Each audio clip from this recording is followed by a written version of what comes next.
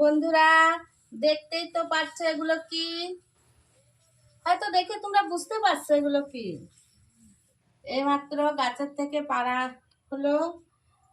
তা সকাল থেকে কি রান্না করব ভাবলাম, মাছ আনবে বাজার থেকে, তা মাছ রান্না করব, কিন্তু মাছ আজ আমাদের ভাগ্যে হয়নি। তাই এখন ডাল রান্না করব আর এই আমড়ার চাটনি করব। আর এই যে বন্ধুরা, আমড়াগুলো এইভাবে কাটি নিচ্ছি। একটু বেশি করে বাঁধা না দিলে, এই সবুজ থাকলে এগুলো তিতো লাগে, তাই একটু বেশি করে বাঁধাই নিচ্ছি।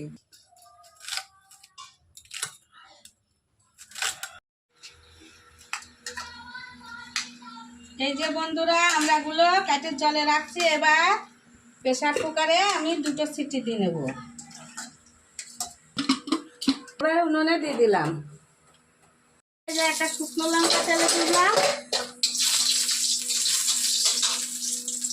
একটু সরষে তেলে দিয়ে এবার চাটনি দিয়ে দেবো। এই যে চাটনি হয়ে গেল বন্ধুরা।